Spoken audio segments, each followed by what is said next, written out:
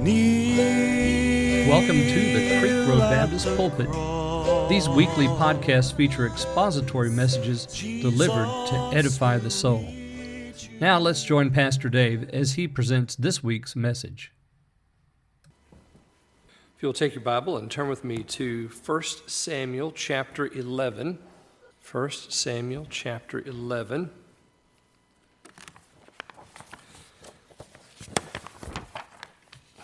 So we've been looking at the Spirit of God in the Old Testament.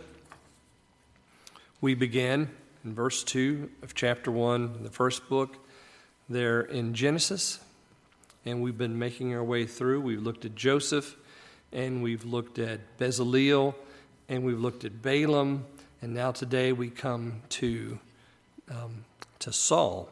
So we've seen the hovering of the God Spirit in creation, the good works and gifts of the Spirit in Joseph, the effectual calling and gifts of the Spirit in Bezaleel, the revelatory work of the Spirit in Balaam, and today we'll move ahead in time to the first king of Israel, Saul, and a demonstration of the fruits of the Spirit. So look with me there, 1 Samuel chapter 11. I'm going to begin in verse 1, and we'll read down, I think we go down through verse 7 today. 11, 1 through 11. 1 Samuel chapter 11, verses 1 through 11. Then Nahash the Ammonite came up and encamped against Jabesh Gilead, and all the men of Jabesh said unto Nahash, Make a covenant with us, and we will serve thee. And Nahash the Ammonite answered them, On this condition will I make a covenant with you, that I may thrust out all your right eyes, and lay it for a reproach upon all Israel. And the elders of Jabesh said unto him, Give us 7 days' respite, that we may send messengers unto all the coasts of Israel, and then, if there be no man to save us, we will come out to thee. Then came the messengers to Gibeah of Saul, and told the tidings in the ears of the people, and all the people lifted up their voices and wept. And behold, Saul came after the herd out of the field, and Saul said, What aileth the people that they weep? And they told him the tidings of the men of Jabesh. The Spirit of God came upon Saul when he heard those tidings, and his anger was kindled greatly. And he took a yoke of oxen and hewed them in pieces, and sent them throughout all the coasts of Israel by the hands of messengers, saying, Whosoever cometh not forth after Saul and after Samuel, so shall it be done unto his oxen. And the fear of the Lord fell on the people, and they came out with one consent. And when he numbered them in Bezek, the children of Israel were 300,000, and the men of Judah 30,000. And they said to the messengers that came, Thus shall ye say unto the men of Jabesh Gilead, Tomorrow, by that time the sun be hot, ye shall have help. And the messengers came and showed it to the men of Jabesh, and they were glad. Therefore the men of Jabesh said, Tomorrow we will come out unto you, and ye shall do with us all that seemeth good unto you. And it was so on the morrow that Saul put the people in 3 companies, and they came into the midst of the host in the morning watch, and slew the Ammonites until the heat of the day. And it came to pass that they which remained were scattered, so that 2 of them were not left together. 1 Samuel chapter 11 is the story of, well, actually, I think really this is kind of Saul's Goliath. You know, David had his coming out with Goliath. I think this is Saul's Goliath. This is his coming out in a sense, because Nahash the Ammonite sort of serves that role for Saul.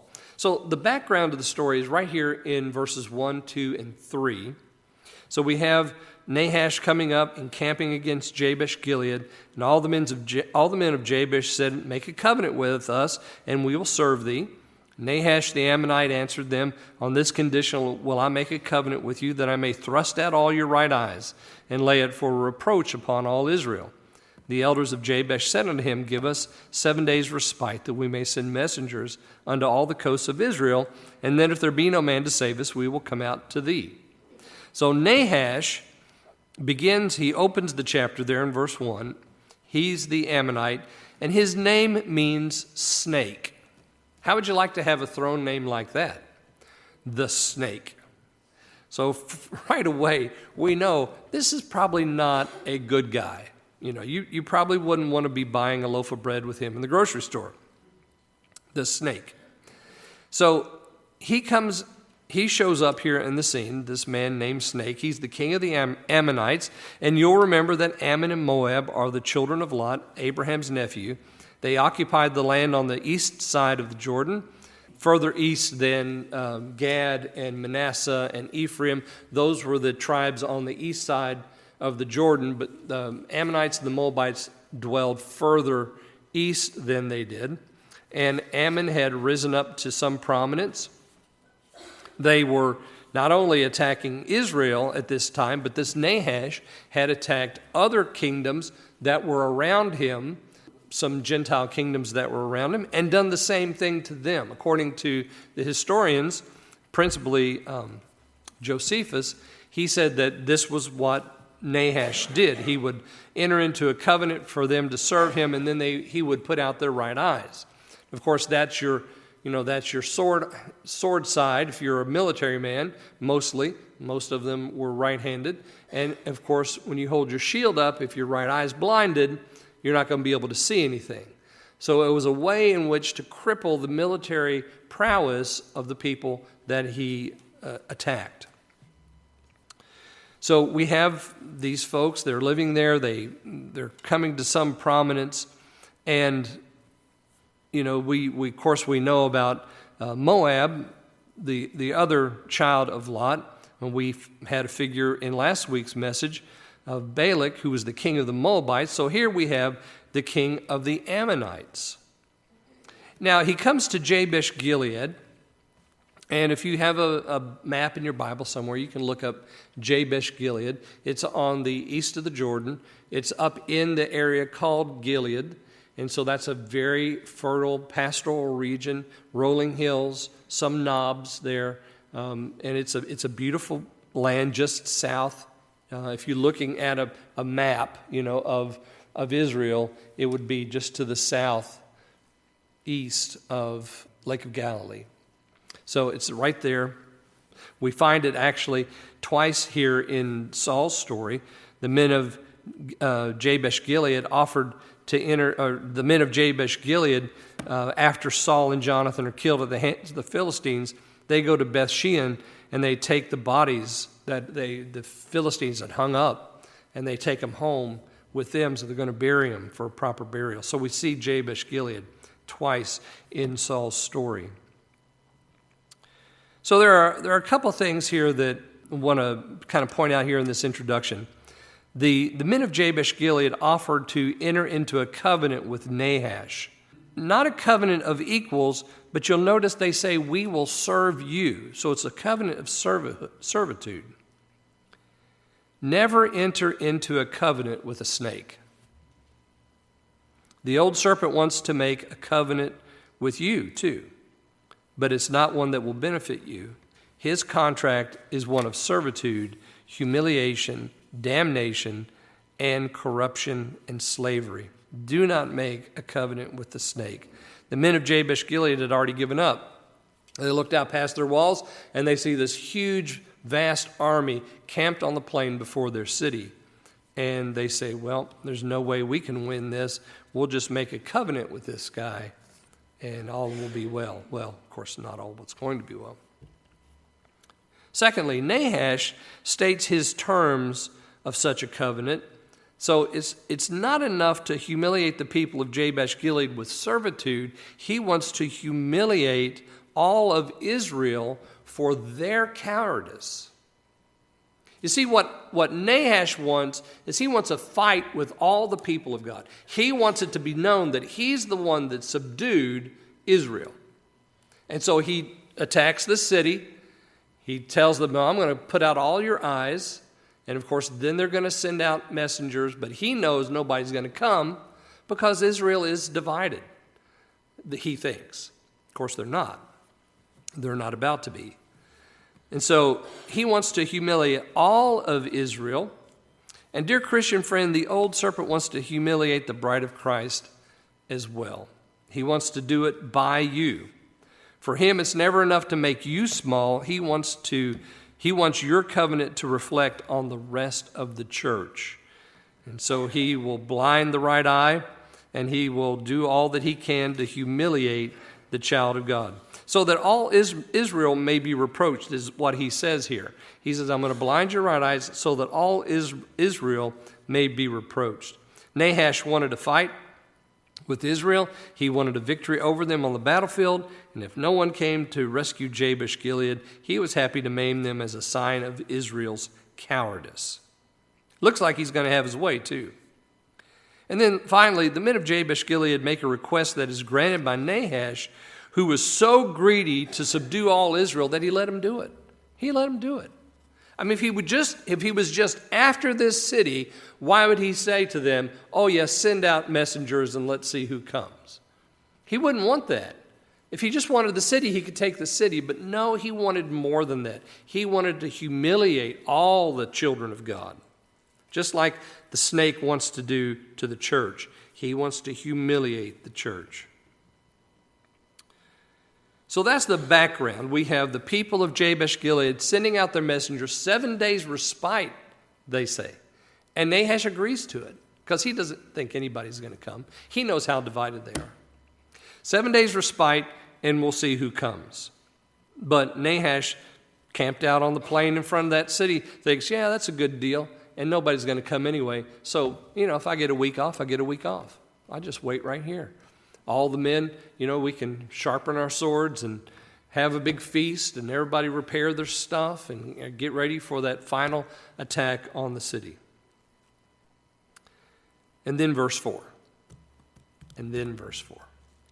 Then came the messengers of Gibeah of Saul and told the tidings in the ears of the people.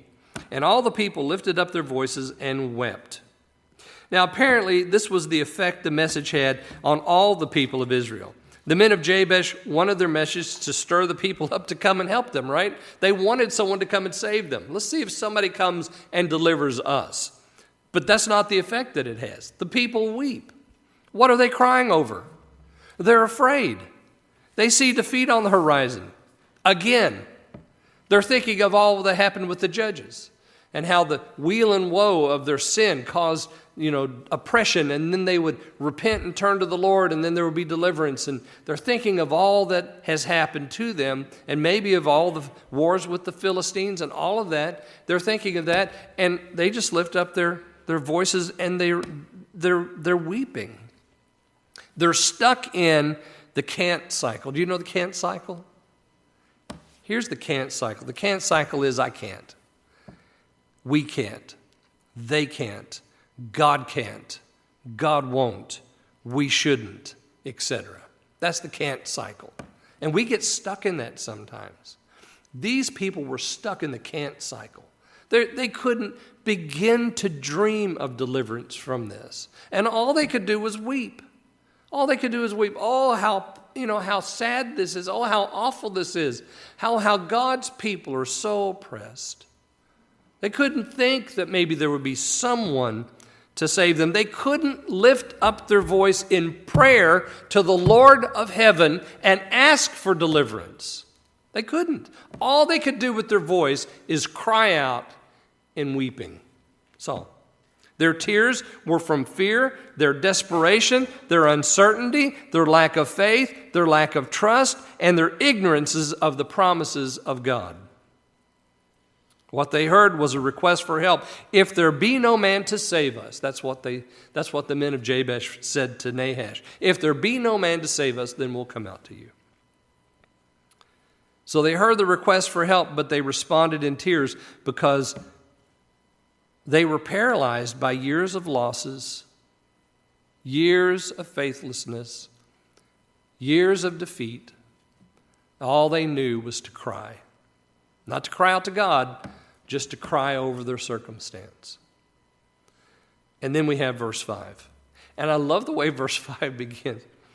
Some of your translations don't have this, which I do not understand. I do not understand this. But you notice now I'm reading here the King James, and behold. The actual language is behold, Saul. So we have a change now. We know something's going to happen. We just don't know what, because we have the behold. Behold, Saul came after the herd out of the field, and Saul said, What aileth the people that they weep? And they told him the tidings of the men of Jabesh. Now notice the providential hand of God right here. It's right here in this moment. I mean, as we read this, we are watching the providential hand of God at work. What if Saul had still been in the lower 40? Plowing rows under the brow of a hill behind a stand of trees on the bank of a creek that ran through his property. He was so far away from town, he would have never heard the weeping. He would have never heard about the messengers from Jabesh Gilead. He was down there all day, perhaps. But no, Saul wasn't back there. He wasn't doing that. He wasn't hearing just the lowing of his oxen in the yoke. He came in from the field at that moment. Notice, behold, Saul came after the herd out of the field and said, What ails the people that they weep? So all of a sudden we have this connection. It's not serendipity, and it's not happenstance, and it's not good luck that's taking place here. God has brought in Saul at the very moment that the people hear the message of the men of Jabesh. At the very moment. This is the providential hand of God. And they told him the tidings of the men of Jabesh. So the Lord is constructing and orchestrating the events in such a way that Saul came in at the perfect moment. This is the intentional directing of events. I was reading this morning, I think it was Proverbs chapter 21, where it says the king's heart is like a channel of waters which the Lord directs. And so here we have that happening exactly as Solomon said. The Lord is directing his heart. He comes in out of the field. I wonder if it was lunchtime, maybe. It was lunchtime. And he comes in following the cattle. And it's lunchtime, perhaps, and he's going to go get a sandwich. So he's there. And he's there not because it's just accidental that he comes in. He's there because God directs this moment in time. I think that's why we have the behold statement. Behold. Because we're beholding something wonderful. The very providential hand of God at work in Saul's life. You know, we always want to look for providence in the big events of life. But most of the time, the hand of God is found in the small and hidden things. And if you weren't careful, you would just pass right over this because it is small and hidden. Saul comes in at the moment. Well, we probably don't even think of that. But friends, this is God's orchestration of time and people and events for his glory. Verse 6. No time for tears. The Spirit of God came upon Saul when he heard those tidings, and his anger was kindled greatly. Saul, minus the Spirit of God, probably responds just like the people. He would have cried out, "Oh, bless their hearts, how awful." His kindled anger was not like Saul. He wasn't a man to stand out and lead. If you go back in 1 Samuel chapter 10, just one chapter previous to where we are in 11, in verses 20 through 22, we find that when Samuel is introducing Saul as the next king, they look around for him and he can't find him. Right there it says, Samuel caused all the tribes of Israel to come near. The tribe of Benjamin was taken when he had caused the tribe of Benjamin to come near by their families. The family of Matri was taken, and Saul, the son of Kish, was taken. And when they sought for him, he could not be found. Therefore they inquired of the Lord further if the man should yet come thither. And the Lord answered, Behold, he has hid himself among the stuff. So he's probably crouched down, and some of your translations will have luggage, and some of your translations will have stores, like the goods that they may have brought, the different families brought as they came to this assembly. And so he's sitting down between, I just have him pictured sitting down between two great big pieces of luggage, like travel luggage. And he's a tall boy, so he doesn't want anybody to see him, so he has to crouch down so he can't see Saul above all the stuff. He's hiding. Saul is not one to get his anger greatly kindled. Saul's not the one, to be leading out. He's more like some of us, like I am. I'm an introvert. Being in front of a lot of people's tough when you're an introvert. Being around a lot of people's tough. And so that's kind of what Saul was like. He's there hiding, and so they have to go look for him. He was anointed king and affirmed by the people in chapter 10. And then in chapter 11, we find him working out in his field. What is a king doing working in a field? So something happens to Saul right here. What was it? What was it that gave him a heart of boldness to say no to the apathy, to say no to the can't cycle? What was it that gave him the strength of heart to have his anger greatly kindled about this covenant that the men of Jabesh were about to make with the snake? It was the Spirit of God. Sometimes, instead of putting up with sin, ladies and gentlemen, we need to get angry about it.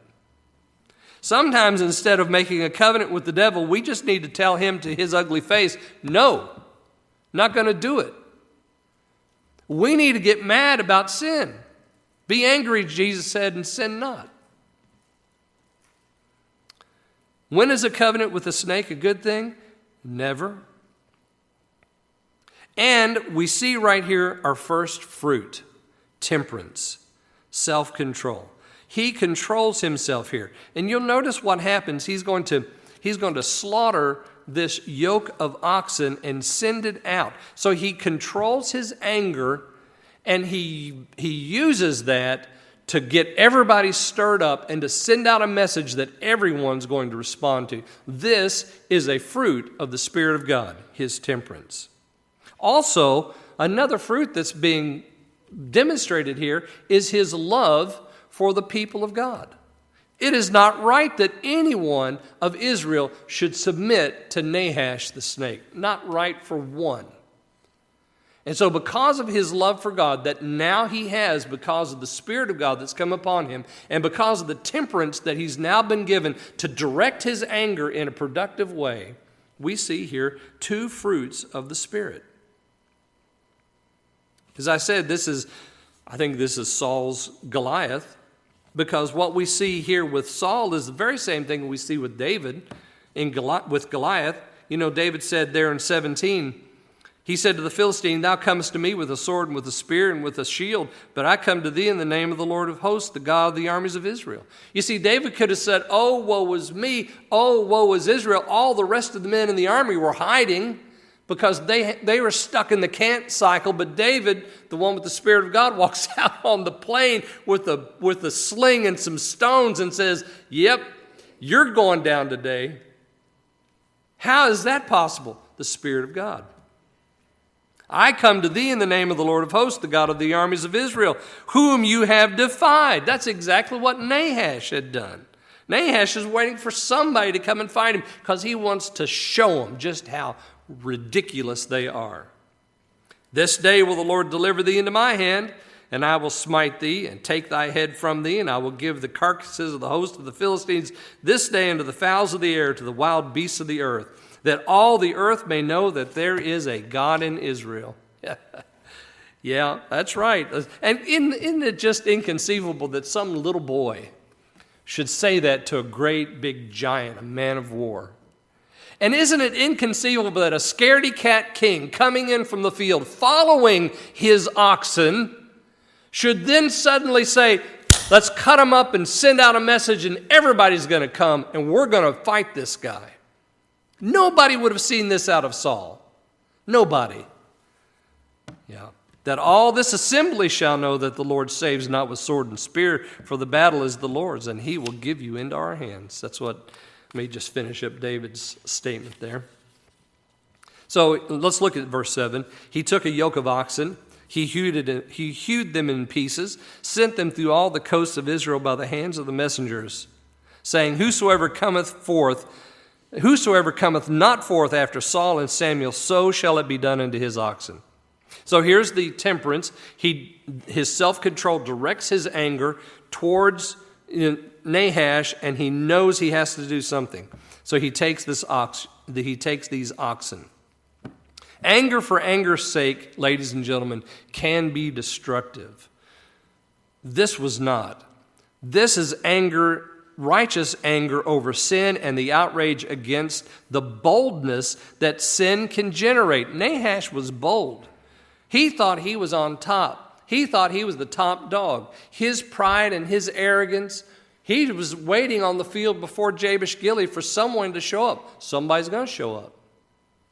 And he's not going to like it much.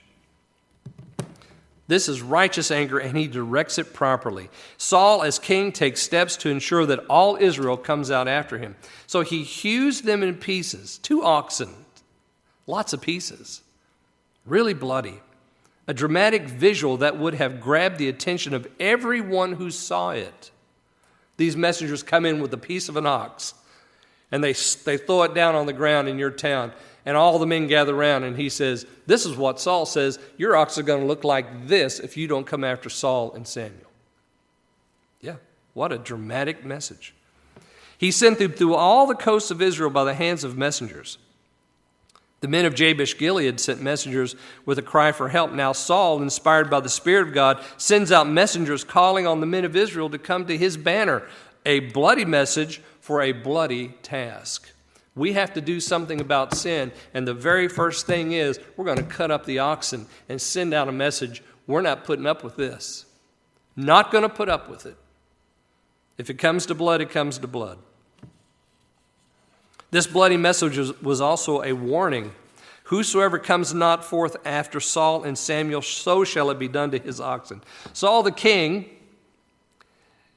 they had just installed this king. He had the right to dictate what they gave to the kingdom. You go back and look at 1 Samuel chapter 8. They insisted on a king. And Samuel said, okay, you look at, 11 through 18. Samuel gives them the entire thing about what the king's going to require. And everybody said, okay. That's okay with us. We want that. I'll leave that to you to read. 1 Samuel 8, 11 through 18. Yeah, and actually there at the end in verse 19 it says, nevertheless the people refused to obey the voice of Samuel, and they said, nay, but we will have a king over us. So they've got their king now, and now this king threatens their very livelihood. You know, a great way to get a man's attention is to reach into his pocket. And when you do that, guess what? Apathy is broken, just like that.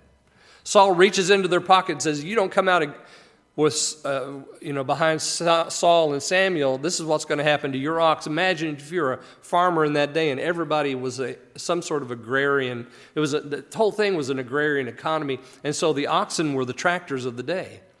I'm going to destroy your tractors. You're not going to be able to farm anymore, so you better come out. And I'm sure everybody said, oh, okay. And then you'll notice there at the end there of, what verse is that? Verse 7, it says, and the fear of the Lord fell on the people, and they came out with one consent. See, it's high time to stand against sin. And when these people heard the message, saw the message, I guess we can put it that way, suddenly something happened to them. They now weren't angry, but fear fell on them. It's not just any fear, it's the fear of the Lord fell on them. This is holy fear. This is a respect for God and what He's about to do. And they came out with one consent. Isn't it amazing how the Spirit of God engenders unity in a body? We are so different, each one of us. How is it that we can come together as a congregation and with one mind and one purpose do what we do? It's because of the Spirit of God. And the Spirit of God on Saul had an effect on the people. And that effect on the people was unity. The Spirit of God comes on Saul. The fear of the Lord falls on the people. Is there a connection? Absolutely. This is not like Saul.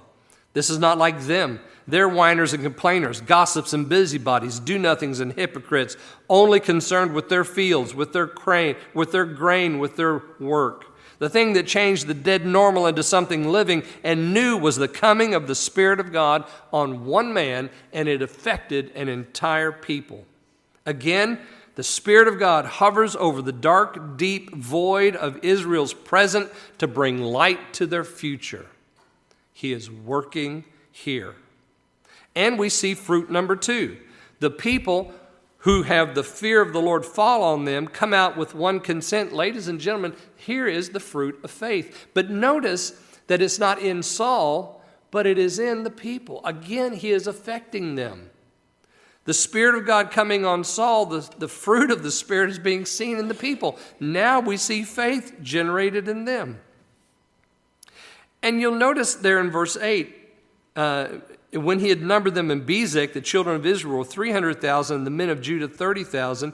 And they said unto the messengers that came, thus shall you... Oh, I'm sorry, that's not right. Let's stop right there. So you notice that Saul has a plan. He numbers the people that are gathered in a place not very far from Jabesh Gilead. It's on the other side of the Jordan in Bezek.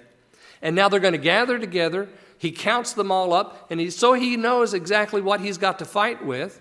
He's got a plan. The king suddenly has a plan. He's no longer in his field following behind the oxen. Now he's got a plan. Everybody's come together as one man. Saul doesn't say, well, that's great. I don't know what we're going to do. No, he tells them what they're about to do. He gathers them up. He counts them. He has a plan in place. Notice the boldness of Saul to say to the messengers, we're going to help you. Notice verse 9. They said unto the messengers that came, thus shall you say unto the men of Jabesh Gilead, tomorrow by the time the sun be hot, you shall have help. Who gave Saul the boldness to make a prediction like that?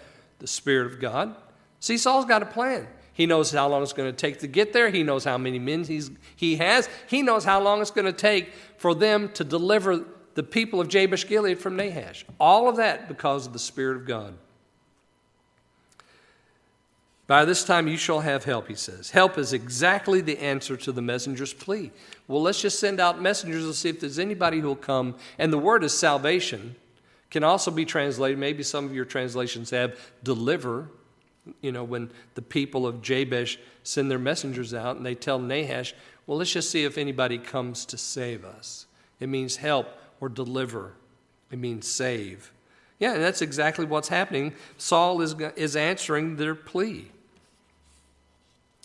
Now, what does the message inspired by the Spirit of God produce in the hearts of the men of Jabesh? We've seen what it produces in all of Israel. They come together as one man. There's faith generated in the hearts of the people of Israel. But what is the fruit of the Spirit that is generated in the hearts of the men of Jabesh? You'll notice it says there at the end of verse 9, and the messengers came and showed it to the men of Jabesh, and they were glad. Here's fruit number 3, joy. They were glad. They were glad, and also there's some peace. There's gladness, there's comfort, there's peace. And again, it's because the Spirit of God came and rested on the king. And the king showed temperance, and the people had faith, and the men of Jabesh have comfort and peace. I'm sure before they were scared to death. They were counting the days, the hours. This is the last, these are the last hours that I'm going to have my right eye because I'm going to have to go out tomorrow and have him poke it out. Boldness. The Spirit-inspired message generated boldness in the men of Jabesh Gilead so that they carried the message to their captors with confidence. And they declared to them, tongue-in-cheek, yep, tomorrow we'll come out to you. You see how everything just suddenly changes? Because the Spirit of God, the fruit of the Spirit is at work. And now these people are glad, they're at peace, they're comforted. They even go out to Nahash, the snake, and say, oh, okay, tomorrow we'll come out to you. Knowing, you're going to get a surprise. Yeah, therefore the men of Jabesh said, we'll come out to you, and you shall do with us as seemeth good unto you. Well, of course, that's not quite right, is it? And then you'll notice verse 11. So it was on the morrow, Saul put the people in 3 companies, and they came in the midst of the host in the morning watch and slew the Ammonites until the heat of the day. And it came to pass that they which remained were scattered, so that 2 of them were not left together. Who taught Saul military tactics? Who? He's out behind his cattle in the field, hiding. Who taught Saul to control his anger with temperance? Who gave the people faith? Who gave the people of Jabesh comfort and peace? Who did that? The Spirit of God did that. And so when we look at Saul and we say, how did he learn this? Where did he learn this from? He marched his men all night into that field and divided them up into 3 companies. and they put the slaughter on Nahash and Ammon. Ammon doesn't show up again for a while. So he arranges the battle. This is something that we would never expect to find. In Saul's story, we find it in David and Joab's story, but Saul was a farmer. What did he know about that? Saul set the time of battle. He told the people of Jabesh, by the time the sun is hot, and so he knew the battle had to begin early. So in the first morning watch, he starts slaying Ammonites. And Saul broke the power of Ammon in one morning, and so ruined them for a generation. We don't see Ammon again until the time of David. And it came to pass that they which remained were scattered, so the two of them were not left together. Ammon's not going to be a threat for a while, at least not during Saul's reign. And David subjects them because they rebel against him, and he subjects them. So what do we make of all this? How do we apply this? First of all, the men of Jabesh Gilead agreed to a covenant with the snake and actually suggest such a thing to him. They're the ones that say to him, let's make a covenant. Let's make a covenant. Never make a covenant with the old serpent.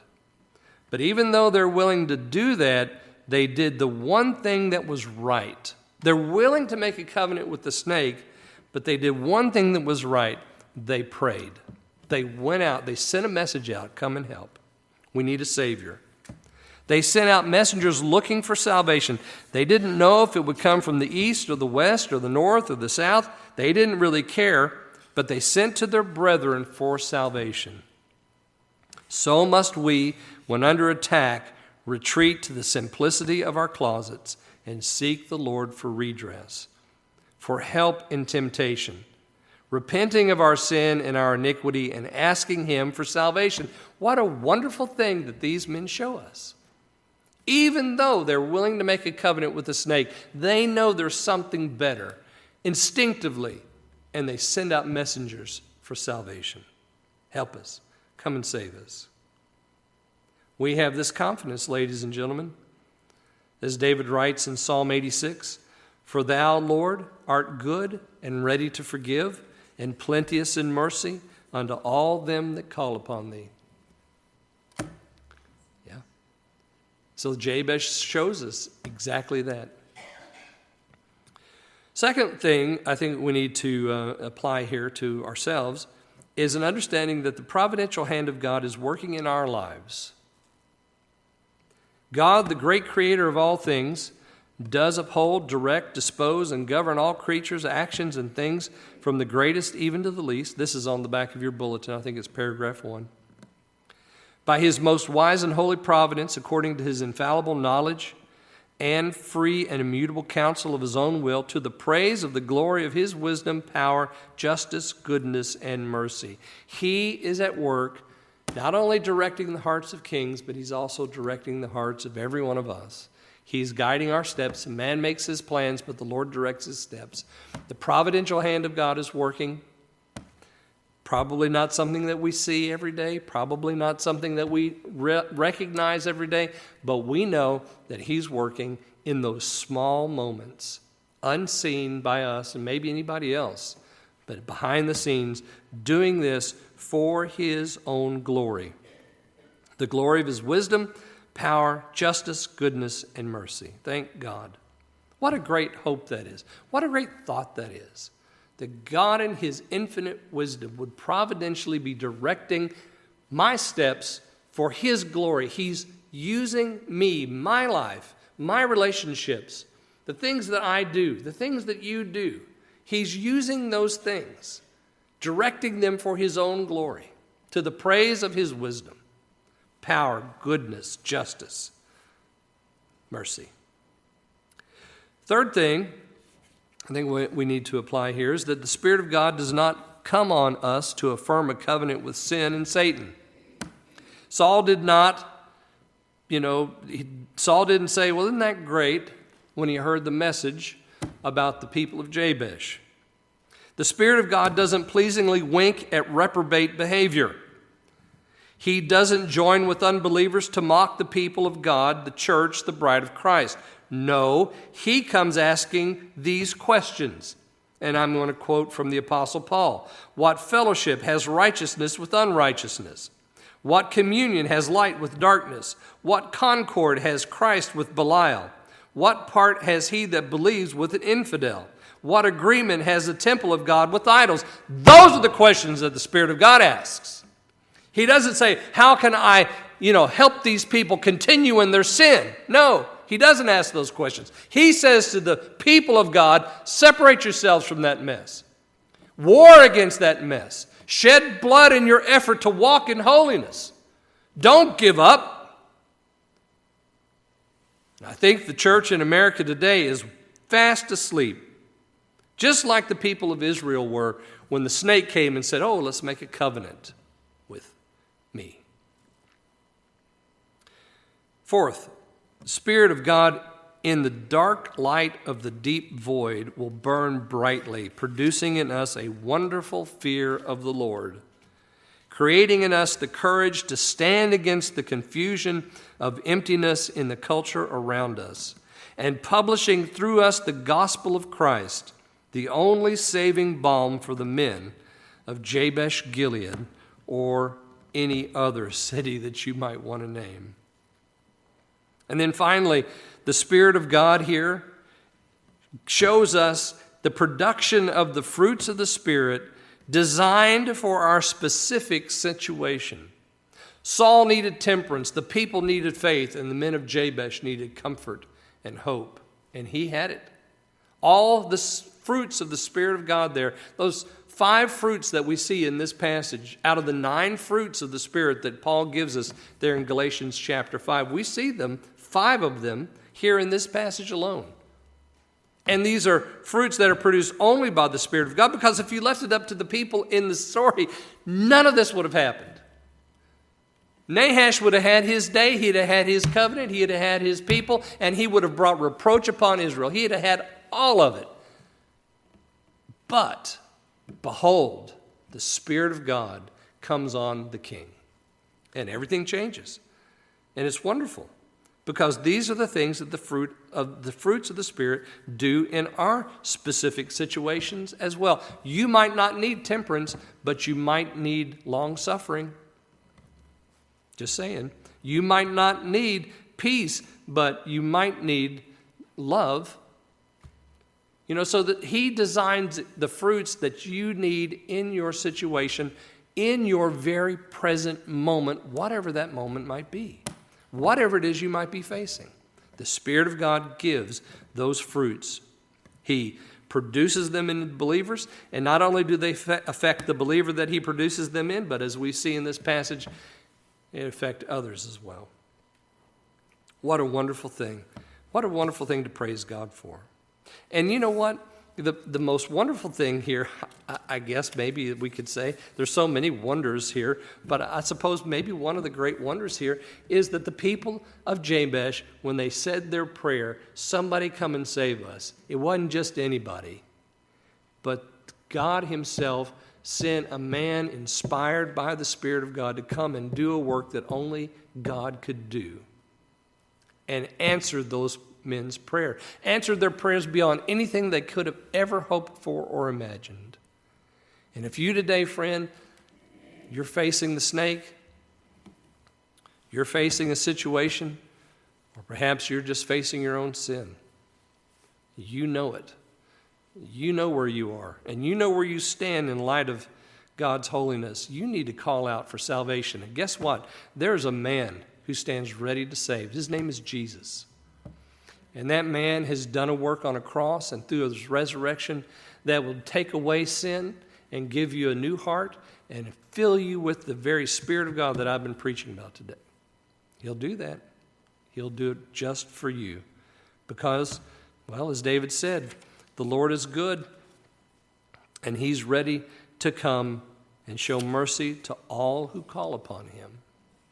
Jesus will meet you. Thanks for listening to this week's message. Please join us again next time for another installment of the Creek Road Baptist Pulpit.